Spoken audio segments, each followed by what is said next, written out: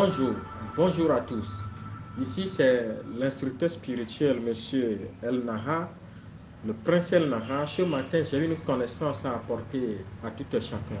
Une connaissance qui permet à la création africaine d'être. Parce que la connaissance égale la conscience née de nouveau. Souvent on demande à savoir dans la création africaine s'il n'y a pas des rites et des prières quotidiennes qu'on peut faire à nos ancêtres, comme on le fait par exemple les prières journalières dans les églises dites révélées.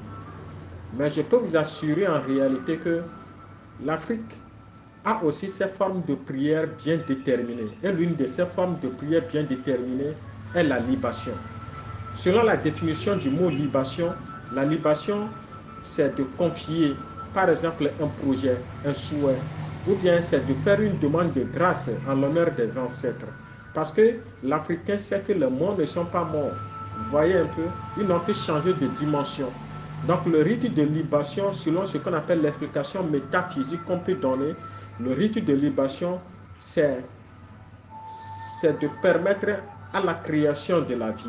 Je vais vous expliquer pourquoi la création de la vie, c'est de permettre à la vie de s'expanser. Dans la création, pour faire le rite de libation, nous avons besoin d'un liquide. Ça peut être de l'eau, ça peut être par exemple de la boisson, ça peut être du gin, ça peut être par exemple du vin de palme qui est la boisson des ancêtres. Vous voyez un peu.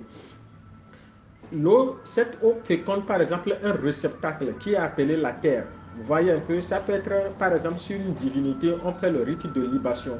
Mais cette forme de libation dont je parle, ça peut être par exemple de l'eau qui féconde le réceptacle, la terre, pour créer la vie. Parce que quand on plante une graine au sol, qu'est-ce que la graine fait? La graine a besoin de l'eau pour pouvoir se germer, pour pouvoir donner une nouvelle forme de vie. Vous voyez un peu, c'est de la même manière, la libation aussi a besoin par exemple, pour que nos paroles fécondent la matière pour donner la vie, nous avons besoin d'un liquide.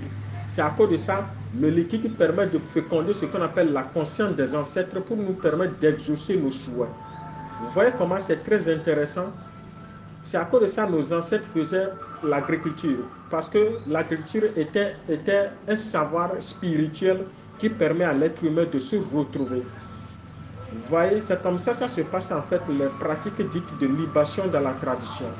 Mais cette forme de libation, il y a ce qu'on appelle l'orientation du corps physique qui compte. C'est-à-dire, si par exemple c'est une libation que vous devez faire pour demander le souhait, la réalisation de quelque chose, vous devez vous tourner vers ce qu'on appelle le lever du soleil.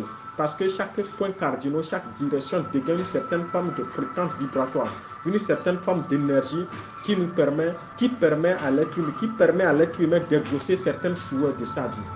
À part ce côté de la réalité, il y a ce qu'on appelle dans les pyramides d'Égypte, Horus a dit, nul ne va au Père sans passer par moi.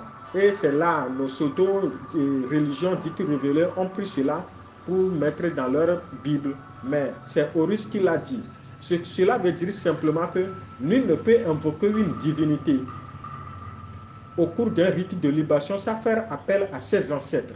J'ai toujours l'habitude de le dire que ce n'est pas tous les morts de nos familles qui sont nos ancêtres. Et que être ancêtre, ça doit être une certaine forme de validation, une certaine forme de grade ancestral, une validation entre les vivants et les morts. C'est comme ça que cela se passe en fait. Vous voyez un peu, c'est comme ça que ça marche en fait dans la tradition. Donc vous voulez faire appel par exemple à une divinité Sacpater, vous voulez faire appel à une divinité Apollo, vous voulez faire appel à une divinité Logo. Vous devez faire d'abord appel à vos ancêtres ou soit à votre incarnateur. C'est lui qui va vous mettre en liaison. Il constitue le pont, le chemin par lequel la divinité va entendre vos souhaits, vos paroles. Merci et bonne journée.